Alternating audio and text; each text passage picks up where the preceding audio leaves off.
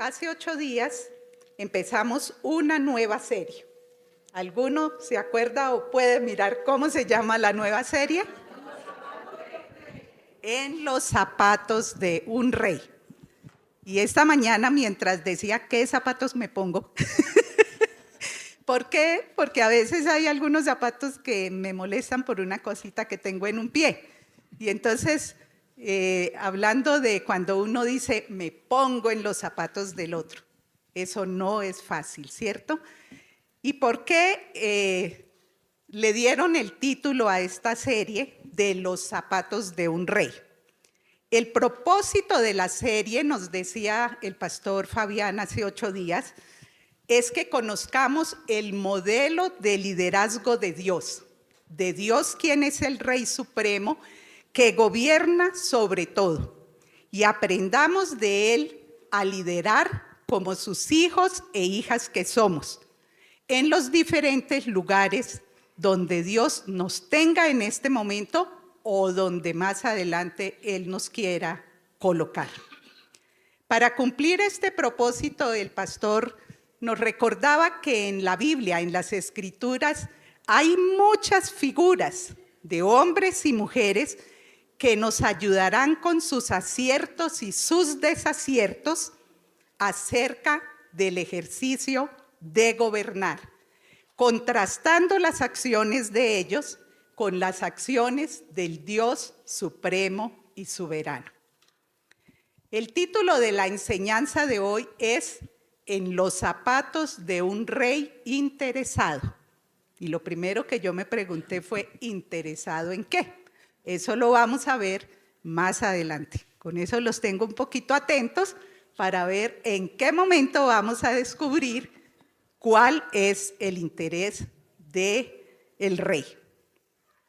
Para desarrollar este tema hemos escogido a un personaje, a un rey que se llama Jeroboam. Jeroboam fue el primer rey del reino dividido de Israel después de que se dio la rebelión, y entonces el reino de Israel, las 12 tribus se dividieron en el reino del norte, que estaba integrado por 10 tribus, y el reino del sur, integrado por la tribu de Judá y la tribu de Benjamín, que se le anexó. Recordemos, porque esto es muy claro, que la tribu de Leví no tenía territorio. Bueno, hace 8 días también el pastor Fabián nos recordó cómo fue que Israel pasó de ser un estado teocrático con Dios como único rey a ser gobernado por un rey civil. Y para ello invitó a Margaret Pinzón a que nos leyera el capítulo 8 del primer libro de los Reyes. ¿Sí se acuerdan? Bueno, en ese capítulo hay muchos detalles de lo que iba a suceder y sigue sucediendo cuando un rey civil gobierna al pueblo.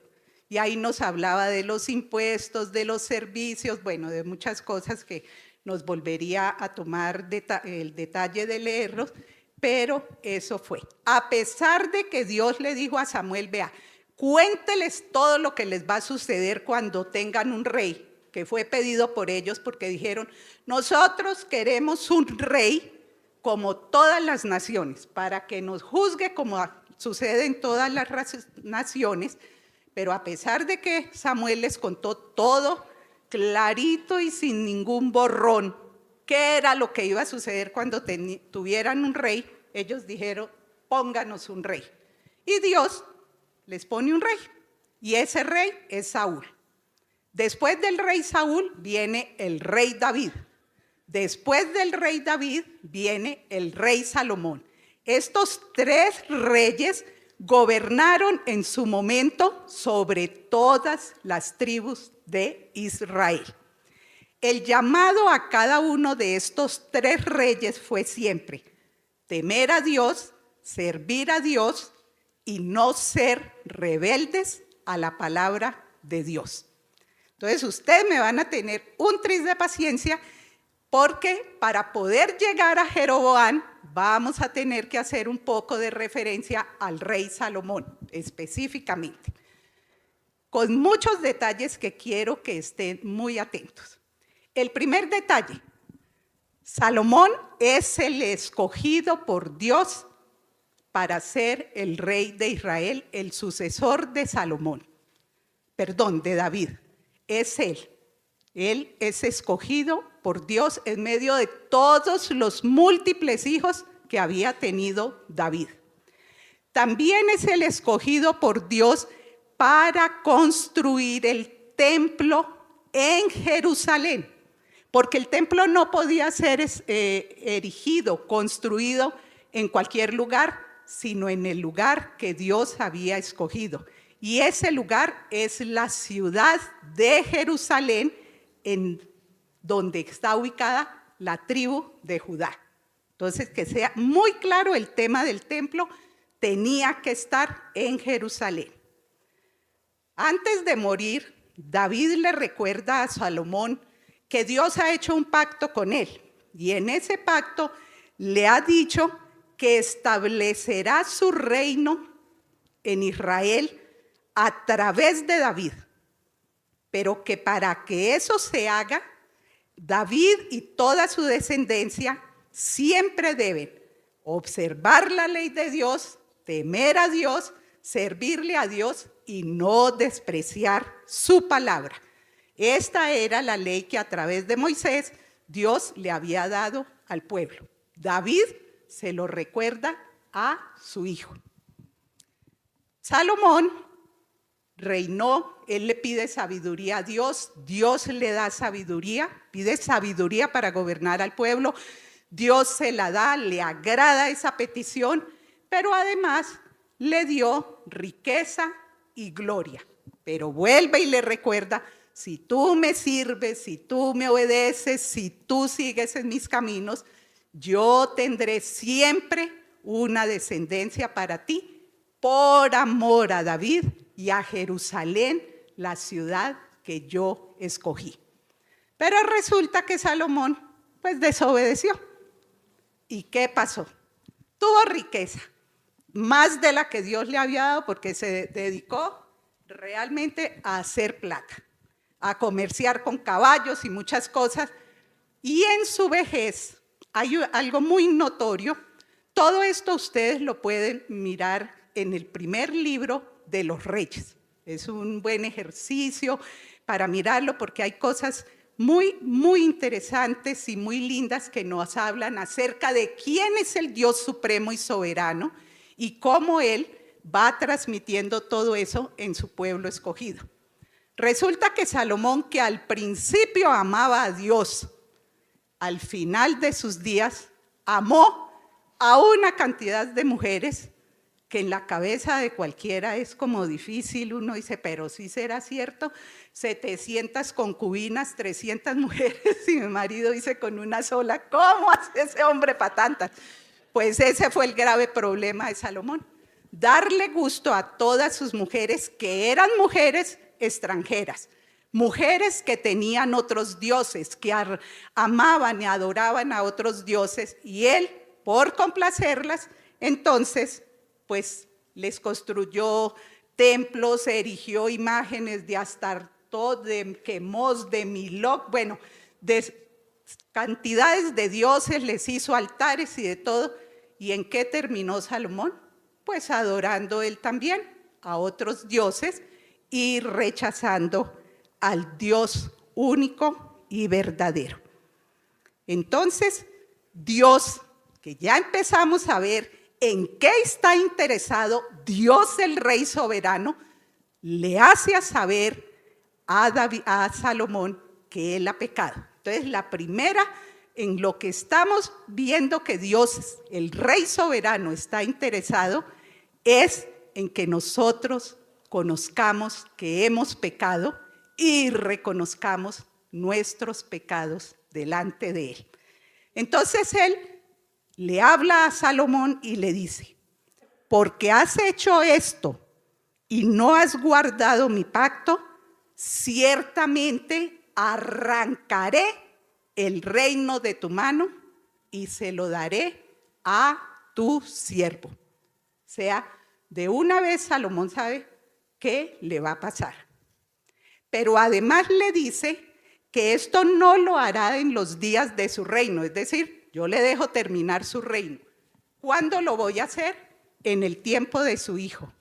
Y lo haré por amor a David y por amor a Jerusalén, la ciudad que yo escogí. Era una reiteración siempre de Dios para Salomón. Después de esta sentencia es que Jeroboam, el hombre del que vamos a hablar hoy, aparece en escena. ¿Cómo aparece en escena? Se nos dice que Jeroboam era un siervo de Salomón y era lo que Dios le había dicho. Yo arrancaré el reino de tu mano y se lo daré ¿a quién? A un siervo tuyo. Y Salomón tenía como siervo de él sobre toda la tribu de José a este hombre que se llamaba Jeroboam. ¿Y por qué lo tenía? Porque vio en él, dice la palabra del Señor, que era un guerrero valiente, un joven industrioso, laborioso y activo. Y entonces, este hombre, un día salió Jeroboam de Jerusalén y se encontró con un profeta que se llama Ahías, que dice que es de la ciudad de Silo, que es una ciudad que queda al norte de Israel. Y Ahías llevaba una capa nueva y se quitó la capa y con su espada, aquí no dice espada, la rasgó en 12 pedazos.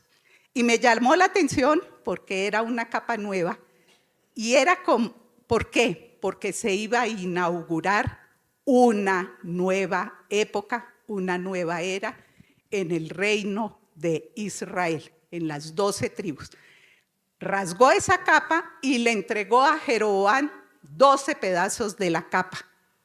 Y le dijo, estos 12 pedazos representan a las 10 tribus que Dios te dará, porque Dios ha decidido quitarle 10 tribus a Salomón y entregártelas a ti.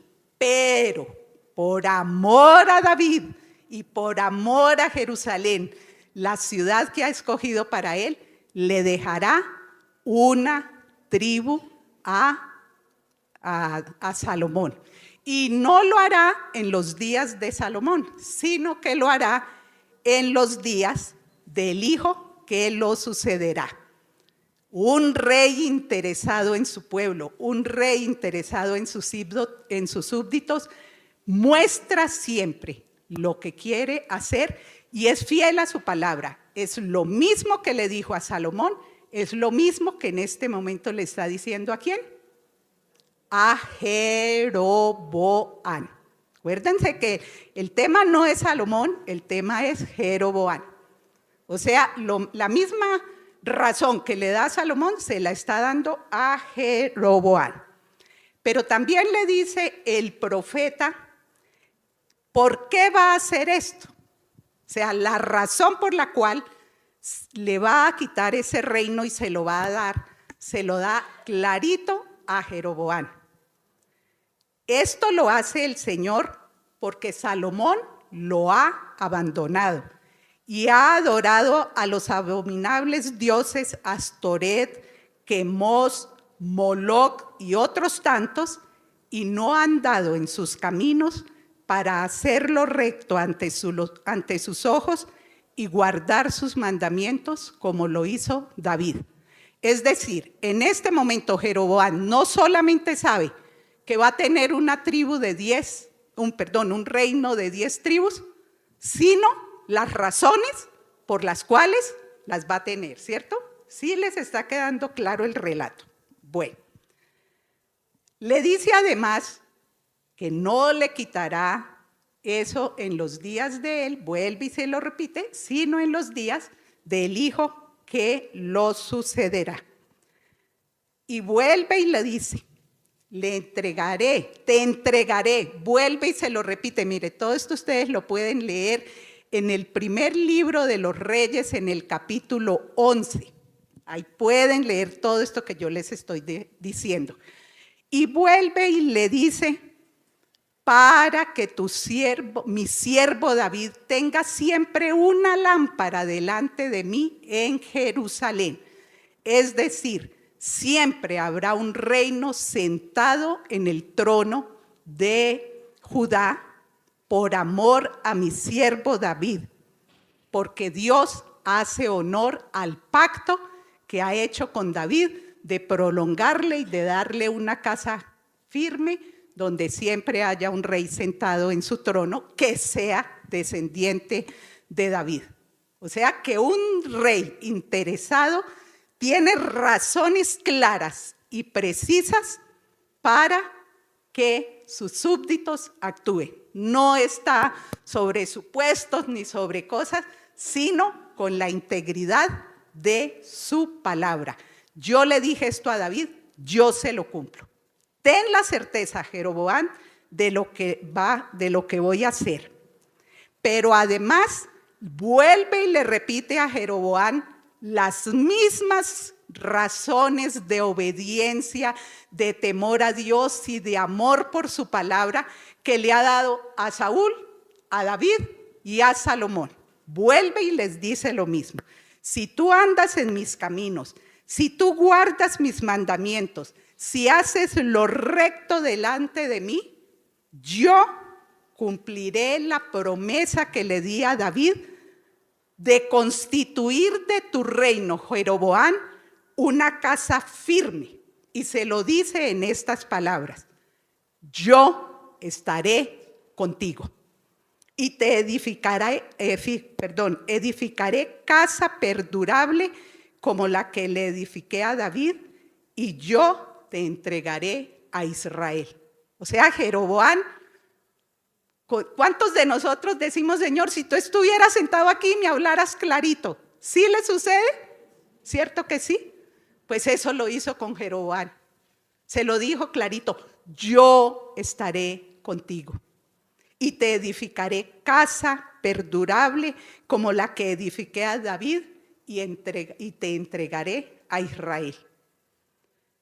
Pero le dice a Jeroboam algo que sí no le dijo a Salomón.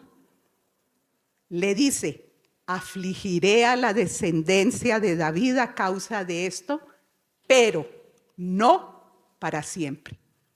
Eso me conmovió profundamente. Entonces, un Dios interesado en su pueblo, un Dios interesado en sus súbditos, no los afligirá para siempre. Qué hermoso, ¿cierto? El Dios soberano no afligirá para siempre. Bueno, posterior a este encuentro, pues Salomón se enteró. ¿Y qué pasó? Pues Salomón, que era el hombre de paz, decidió matar a Jeroboam. ¿Y qué le tocó hacer a Jeroboam? Pues salir corriendo, y se fue para Egipto. A Salomón lo sucede su hijo Roboam. Resulta que Roboam llega al poder y la gente está muy cansada, porque algo que se ve durante todo el reinado de Salomón, que fue un reinado excesivamente fastuoso, que no solo construyó el templo, sino que construyó casa para él, las fortalezas, pavimentó, hizo muchas cosas, y que tenía una corte tremendamente grande, pues exigía muchos impuestos, trabajos forzados, yugos y muchas cosas, y el pueblo, como nosotros, podemos estar hasta aquí, con todas las cargas tributarias que tenía. Entonces, como la gente sabía que Jeroboam estaba en Egipto, lo mandaron llamar y le dijeron: murió Salomón, véngase para acá porque lo sucedió Roboam y a usted lo necesitamos acá. Pero ¿para qué lo necesitaban? Para ir delante del rey Roboam y decirle: rey, por favor, ¿por qué no nos disminuye los impuestos, los yugos? Trátenos con cuidado. El rey Roboam, que era un hombre pues joven en esa época todavía, les dijo: vuelvan en 3 días.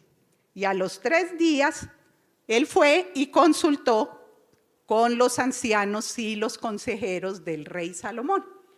Y estos ancianos le dijeron, mire, si usted trata con bien al pueblo, si usted le da palabras amables, si usted les concede lo que ellos piden, ellos le servirán para siempre. Pero como el hombre era joven, decidió pues ir a preguntarle a sus amigos, a los jóvenes. Y los jóvenes, ¿qué le dijeron? ¿Cuál? Yugo más fuerte que el que su papá es el que les tiene que poner. Mejor dicho, dígales que si su papá les dio látigo, usted les dará con escorpiones. Y el hombre, pues para congraciarse con los de su genealogía, con su generación, pues ¿qué decidió? Hacerles caso. Cuando llegó el pueblo, con Jeroboam a la cabeza, pues ¿qué les contestó? Yo lo que les voy a dar es látigo y les voy a dar con escorpiones y no sean flojos. ¿Y qué pasó? Pues que este suceso fue lo que en las manos del Señor se dio para que el pueblo de Israel se rompiera y 10 tribus se fueran ¿con quién? Con Jeroboam. Y una tribu, la tribu de Judá, se quedó con Roboam. Y aquí entra en escena una vez más nuestro rey Jeroboam.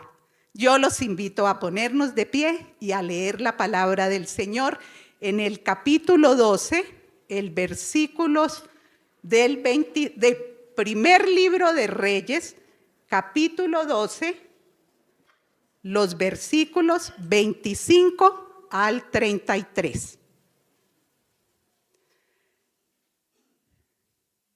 Entonces Jeroboam edificó Siquén en la región montañosa de Efraín y habitó allí. De allí salió y edificó Penuel. Y Jeroboam se dijo en su corazón, ahora el reino volverá a la casa de David, porque si este pueblo continúa subiendo a ofrecer sacrificios en la casa del Señor en Jerusalén, el corazón de este pueblo se volverá a su Señor, es decir, a Roboam, rey de Judá, y me matarán, y volverán a Roboam, rey de Judá. Así que el rey buscó consejo, hizo 2 becerros y dijo al pueblo, es mucho para ustedes subir a Jerusalén. Aquí están sus dioses, oh Israel, los cuales les hicieron subir de la tierra de Egipto. Puso uno en Betel y el otro lo puso en Dan. Y esto fue motivo de pecado, porque el pueblo iba aún hasta Dan a adorar delante de uno de los becerros. Hizo también casas en los lugares altos y nombró sacerdotes de entre el pueblo que no eran de los hijos de Leví. Jeroboam instituyó una fiesta en el mes 8, en el día 15 del mes, como la fiesta que hay en Judá, y subió al altar. Así hizo en Betel, ofreciendo sacrificio a los becerros que había hecho, y puso en Betel a los sacerdotes de los lugares altos que él había construido. Entonces subió al altar que había hecho en Betel el día 15 del mes 8, es decir, en el mes que él había planeado en su propio corazón. Instituyó una fiesta para los israelitas y subió al altar para quemar incienso. Que el Señor bendiga la exposición de su palabra. Perdón, tomo un poquito de agua.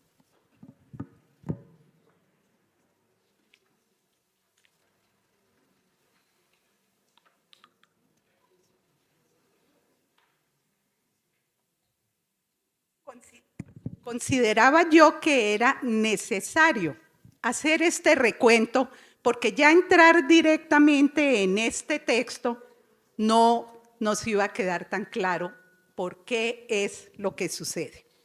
Entonces aquí vamos a empezar a ver, en contraposición al interés de Dios por su pueblo, que fue comunicar lo que había pasado, hacer llamado al arrepentimiento, mostrar el pecado.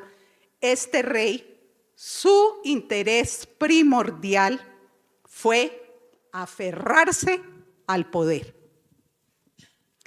El versículo 25 nos lo dice. El interés primordial de Jeroboam es conservar el poder. Y para ello lo primero que hace es reedificar, refortalecer unas ciudades. Las ciudades de Siquem, que fue la ciudad donde fue elegido rey, ¿cómo se dice? Ungido, coronado rey Roboam, y otra fortaleza que es la fortaleza de Peniel.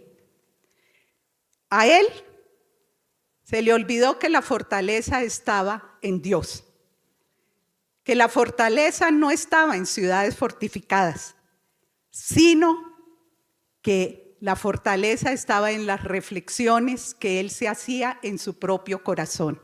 Y si ustedes miran el pasaje, 3 veces la palabra corazón está en estos 8 versículos.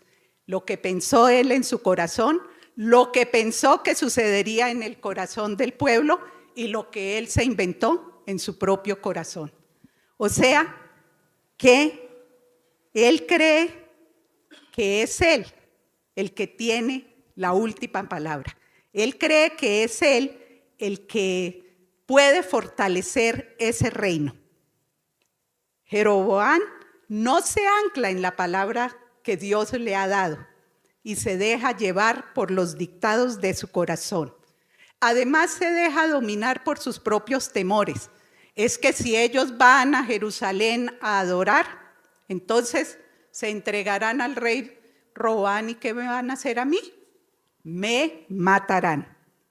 Y se olvida completamente de que Dios le ha dicho: si escuchas todo lo que ordeno y andas en mis caminos como tu hijo David, yo estaré contigo y te construiré una casa firme como lo hice con David, y yo te entregaré a Israel. A él se le olvidó completamente eso. ¿Y a qué le hizo caso? A lo que su corazón le decía.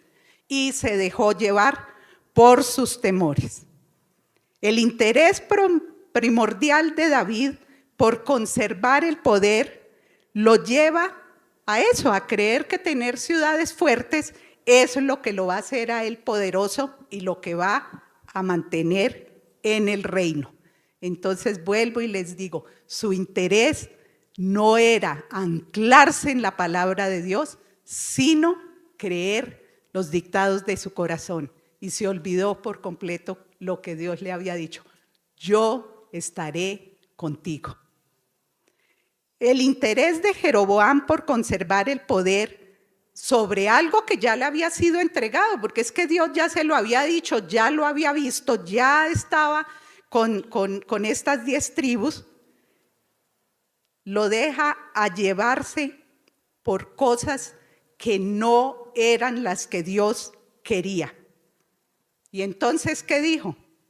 En el corazón del pueblo, quién sabe qué va a suceder, y ahora se van a volver al reino de Roboam. Es decir, está poniendo en duda la firmeza de la palabra de Dios que le dijo: yo te entrego esas 10 tribus. Y él todavía cree que no, que lo que Dios le dijo es como endeble, como nos pasa a veces a nosotros. Que Dios nos dice, que lo leemos, que lo miramos, pero todavía dudamos de que eso sea verdad. Faltaba tiempo, había que construir, había que indudablemente estructurar ese reino. Y pronto se olvidó de la palabra de Dios. Dios mismo no le había ocultado a él las razones por las cuales le iba a dar ese reino. ¿Por qué las había arrancado de la mano de Roboam? Él ya había visto que Dios le había dicho: mire, yo eso no lo voy a hacer en el tiempo de Salomón, lo voy a hacer en el tiempo de Roboam. Y fue en el tiempo de Roboam que se dio, ¿cierto? O sea, él ya tenía de primera mano que Dios había cumplido lo que había dicho. Se le quitó esas 10 tribus, fue a Roboam, no a Salomón. Y se da cuenta de eso, pero el hombre sigue siendo obstinado en lo que su corazón le ha dicho.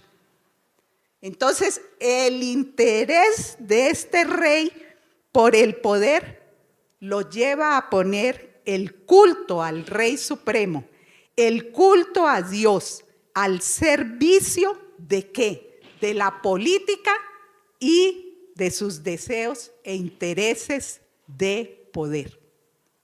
Él cogió el culto del pueblo y lo puso al servicio ¿de qué? De sus intereses políticos. Yo aquí estoy, aquí me quedo, esto lo voy a gobernar y yo voy a hacer que este pueblo no vuelva a bajar a Jerusalén. Porque lo que él se dice es, si se volverá a su señor este pueblo, es decir, a Roboam, rey de Judá, me matarán y volverán a Roboam, rey de Judá. Entonces, ¿qué hizo? Pidió consejo. Y el consejo terminó en que él hizo 2 becerros de oro. ¿Y qué le dijo al pueblo? He ahí a tus dioses, los cuales te hicieron subir ¿de dónde? De la tierra de Egipto. Y puso uno en Betel y otro en Dan. ¿Y qué es lo que hace él? Él hace referencia a aquel momento en el que Moisés está en la presencia de Dios, recibiendo las tablas de la ley y abajo el pueblo, porque le parece, como nos parece a nosotros, que Dios perdió el control y ya no nos va a volver a buscar. ¿Y qué le dijeron a Aarón? Haznos un becerro de oro. Y Aarón se los hizo. Y cuando Aarón les hizo el becerro, ¿qué les dijo? He ahí a los dioses que los han hecho subir de Egipto. Las mismas palabras.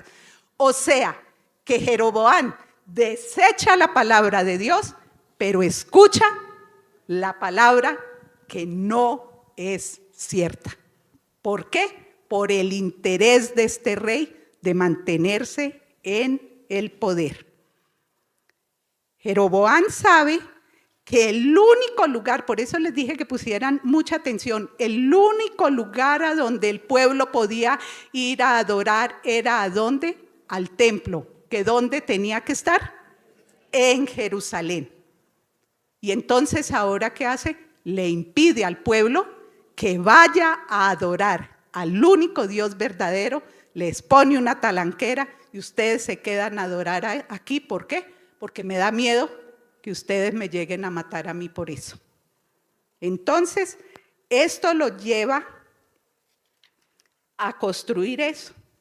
Y toma esa medida audaz y perversa de prohibirles. Y les monta un par de animales. Que leía yo que la idea muchas veces era que esos becerros de oro indicaban fortaleza, porque eran más que becerros, toros firmes. Y los pueblos circundantes construían esos becerros, pero encima de esos becerros colocaban la imagen del dios que ellos adoraban, Moloch, Astarte, bueno, cualquiera de esos, los montaban encima de los becerros, porque los becerros tenían como un significado de fortaleza. Entonces, lo que él más bien les está diciendo es, ahí están los becerros, y encima de esos becerros está el Dios invisible. Eso es más o menos lo que él les está transmitiendo. ¿Cómo?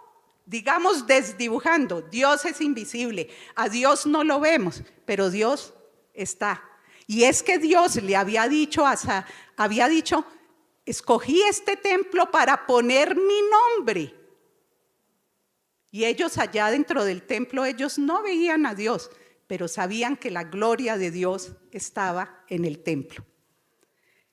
Además, en el trasfondo de todo estaba el hecho de que al templo se llevaban los diezmos y las ofrendas voluntarias. Entonces, ¿qué había también detrás? Un interés económico, de quedarme con los diezmos y las ofrendas que este pueblo ofrece. Por otra parte, el templo era el lugar de la alegría. En el templo, el pueblo iba a llevar sus ofrendas, a compartir como pueblo, como nación, como familia. Era el lugar para dar gracias a Dios delante de Él, en la presencia de Dios, con los hijos, los siervos, los levitas. Celebrar el culto en un santuario único es un modo de afirmar que el Señor es uno y manifestar que la unidad del pueblo está consagrada a su servicio. Por eso era que no había sino un único templo. Por eso era que no estaba sino en una única ciudad, para mostrar una y otra vez que Dios era uno y era único. Además, el tener templos y lugares en más ciudades, lo que hacía era precisamente hacer correr el peligro al pueblo de entregarse a la idolatría. El interés de este rey Jeroboam de mantener el poder le da a él no solo la libertad de establecer un lugar diferente para el culto, sino de crear estas figuras de las que hemos hablado, rompiendo totalmente con el mandamiento con el cual se inicia el decálogo de la ley de Dios. Cuando él les dice allí en el libro de Éxodo, en el capítulo 20, perdón un momentico, se los leo. Dice, entonces habló Dios todas estas palabras diciendo, yo soy el Señor tu Dios que te saqué de la tierra de Egipto, de la casa de servidumbre. No tendrás otros dioses delante de mí. No te harás ningún ídolo, ni semejanza alguna de lo que está arriba en el cielo, ni abajo en la tierra, ni en las aguas debajo de la tierra. No los adorarás, ni los servirás. ¿Y qué hizo este hombre? Niega que sea Dios, el Dios que los sacó de Egipto. Fueron esos becerros. Fuera de eso, se hace esas imágenes. O sea, rompe de entrada en su gobierno con los mandamientos de la ley de Dios. Eso es lo que hace un rey que por la fuerza, olvidándose del mandato de Dios, para aferrarse al poder. Este rey Jeroboam mancilla la esencia única del Dios de Israel como único salvador y libertador del pueblo. Fíjese que es contundente. Yo soy el Señor tu Dios que te saqué contra, he ahí, los dioses que los sacaron de Egipto. Es un rey que aprovecha la circunstancia de la servidumbre que vive el pueblo y del fuerte yugo que ha tenido que sufrir en el reinado de Salomón para desviar la mirada de sus súbditos del único Dios verdadero y colocarla en unas imágenes de fundición, en una burda representación del Dios soberano que no esclaviza y sí libera, colocándolos a sus súbditos y a sus pueblos en el camino de alejarse de Dios y caer en la idolatría, como sabemos que fue lo que sucedió. Este pueblo del norte se entregó totalmente a la idolatría. El interés primordial de Jeroboam por mantener el poder lo lleva a falsear totalmente el servicio sacerdotal. Nos dice el versículo 31 que hizo también casas sobre los lugares altos e hizo sacerdotes de entre el pueblo que no eran de la tribu de Leví.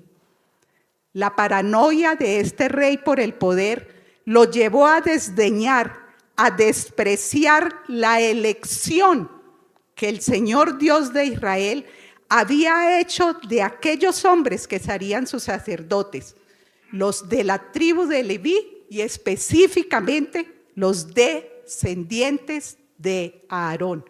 Pervirtió totalmente el servicio sacerdotal. Los hijos de Leví eran los hombres valiosos que cuando allá en el tema del becerro de oro, Dios les dijo: los que estén a favor del Señor, vengan aquí. Y la única tribu que fue la tribu de Leví. Eran los colosos de la fe, eran los colosos de mantener la majestad de Dios, de mantener el templo y todo lo que a Dios se refería. Y este hombre Jeroboam pervierte, mancilla, desprecia a esta tribu y elige los sacerdotes al gusto de él y para que hagan ¿qué? Lo que él quiere, por el solo hecho de aferrarse al poder. El interés primordial de Jeroboam por el poder lo lleva a poner en práctica el antiguo, pero al mismo tiempo actual, truco del engaño. El mismo truco que hizo Satanás en el paraíso. Y es llevarlo a la imitación, a la falsificación torpe y ordinaria de las solemnidades festivas que Dios había establecido. ¿Recuerdan que él dice que se inventó en el corazón una fiesta? Resulta que esto todo alude a que es la fiesta de los tabernáculos, una de las 3 fiestas solemnes que se tenían que celebrar en Jerusalén. Y se hacía allá en Jerusalén el mes séptimo, el día 15, y él se inventó en el corazón esa fiesta solemne el mes octavo, y para que le quedara parecido, pues la puso en el mismo día 15. Es decir, es un hombre realmente tenaz, pero que habló tanto a mi corazón porque yo decía, ¿cuántas cosas yo, en lo personal, hermanos, maquillo las cosas que yo hago? Y esto fue lo que hizo el rey. La expresión, el mes que él había inventado su corazón para celebrar la fiesta de los tabernáculos, nos pone de manifiesto el poco valor, el desprecio total de este rey por esta fiesta solemne.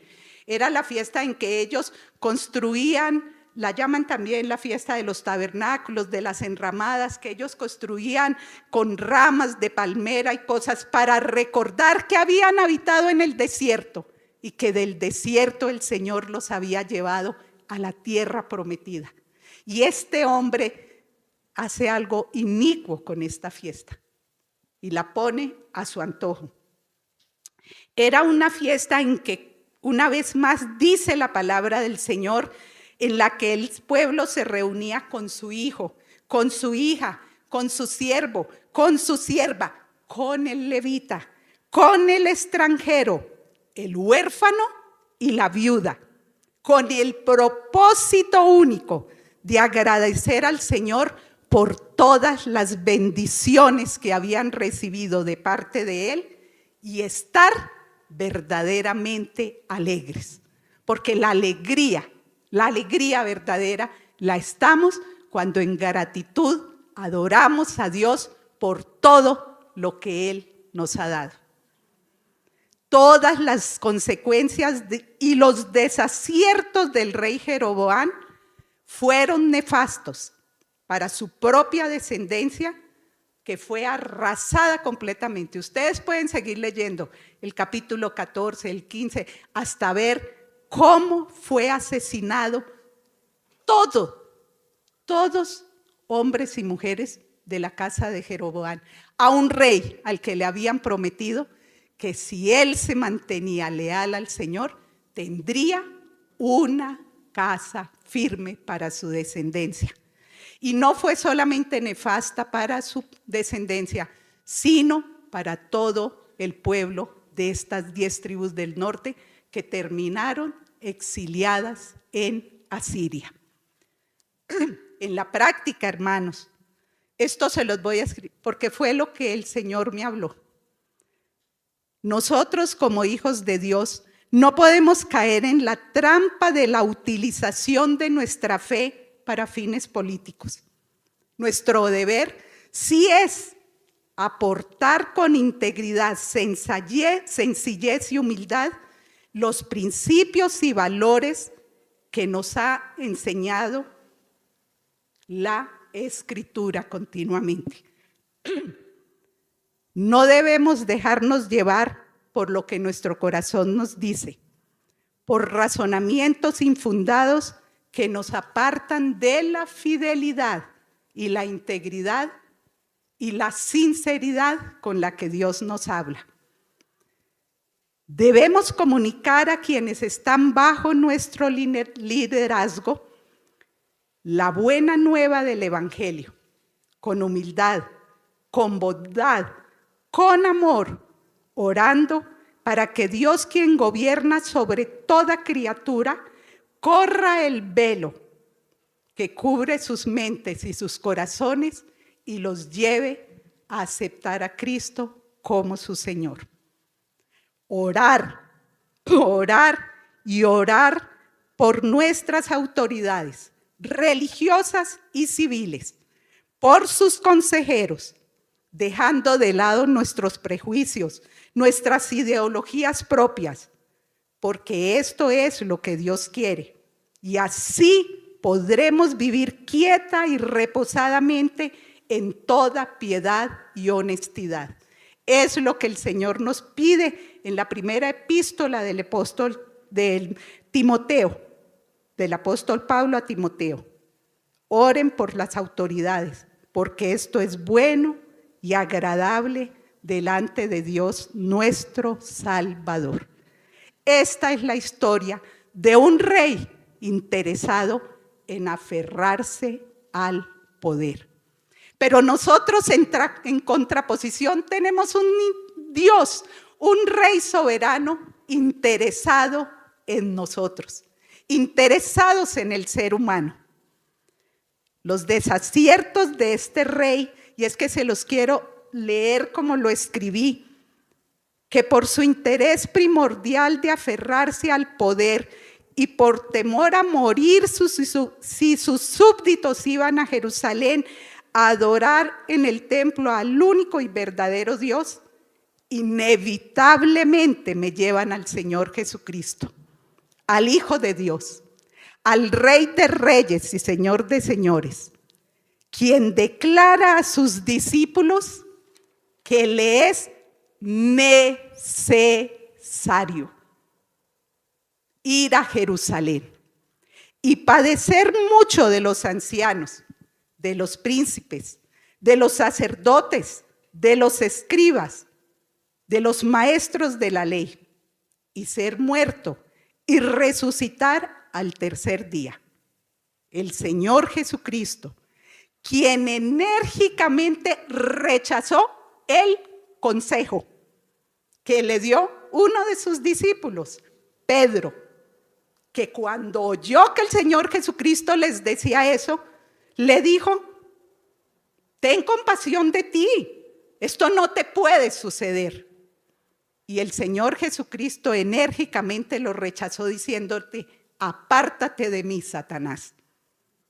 Porque él sabía, él conocía, como la conoció Jeroboam, que la voluntad de Dios, la voluntad de su padre, era que él lo hiciera, porque él era el elegido, el escogido, para que con su sacrificio se hiciera la paz entre el Dios supremo y la humanidad, para que Él se convirtiera en el sumo sacerdote que nos introduce en el lugar santísimo por su sangre, por el camino nuevo que nos abrió, y hoy podamos todos nosotros y en el mundo entero, los que han creído en Él, podamos acercarnos confiadamente ante el trono de su gracia y obtener del Dios Supremo el oportuno socorro para cada una de nuestras necesidades.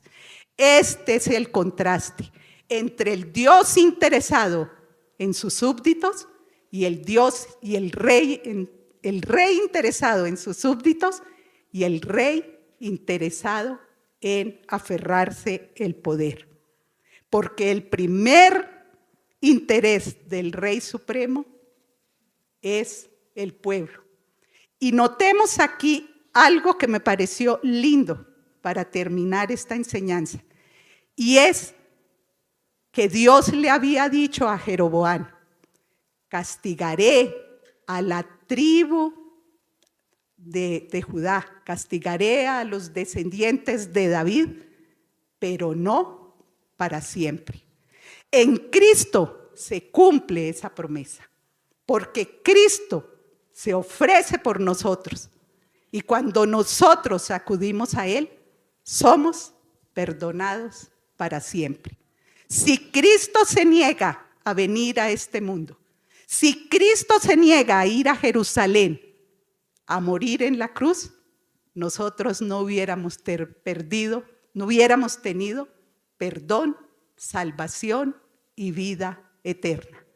Este es nuestro Rey, el Rey que viene a su pueblo a llevárselo, el Rey que nos llevará, que volverá, aunque nos parezca como imposible, que volverá para llevarnos a habitar junto a Él en la patria celestial. Oremos, por favor, hermanos. Padre celestial, te damos infinitas gracias por tu palabra. Te damos gracias, Señor, porque aún de los desaciertos de estos hombres a quienes tú habías elegido como rey, como es el caso del rey Jeroboam, traes enseñanzas profundas para nuestras vidas, Señor. Gracias porque en esta mañana nos has enseñado que tú, el Rey Supremo, el que gobierna sobre todo, el creador del universo, de todo lo que hay arriba en el cielo, debajo de la tierra, en el mar y en todo lo que en ellos habitan, Señor, te interesas por nosotros. Gracias, Señor, porque tú nos has dejado tu palabra. Esta palabra que es como ancla para nuestra alma, Señor, que es aquí en esta palabra donde nosotros nos debemos anclar, apoyar y no dejarnos llevar por los consejos que nos dicen que esto no es cierto o que hagamos lo que a nosotros nos parezca. Padre Celestial, en esta mañana yo te oro por nuestras autoridades, Señor. Tú sabes que estamos en un momento difícil de nuestra patria, Señor. Padre, que hay como dos fuerzas, Señor, pero yo te oro, Señor, para que la unidad de nuestra tierra colombiana se mantenga, Señor. Que mirándote a ti, nosotros como tus hijos aportemos los principios y valores que nosotros hemos conocido, Señor. Padre, no dejes que se rompa nuestra unidad familiar. No dejes que se rompa nuestra unidad filial, nuestra unidad de colombianos, Señor, nuestra unidad, Señor, como nación, porque ya hemos visto las consecuencias de un rey que quiso, que trajeron, las consecuencias que trajo el deseo de un rey de aferrarse al poder. Gracias, nuestro Señor Jesucristo, por haber aceptado venir a morir por nosotros. Gracias por haber entregado todo y porque allí en la cruz cumpliste la promesa de que no los castigarías para siempre. Cuando allí dijiste, perdónalos, Padre, porque no saben lo que hacen. Te alabamos y te bendecimos, Padre, y te damos gracias porque tú eres bueno, porque para siempre es tu misericordia, Señor, y te decimos que tú eres nuestro Rey. Tú eres nuestro Rey. Tú eres nuestro Rey. En Cristo Jesús, Señor nuestro, te damos gracias. Amén.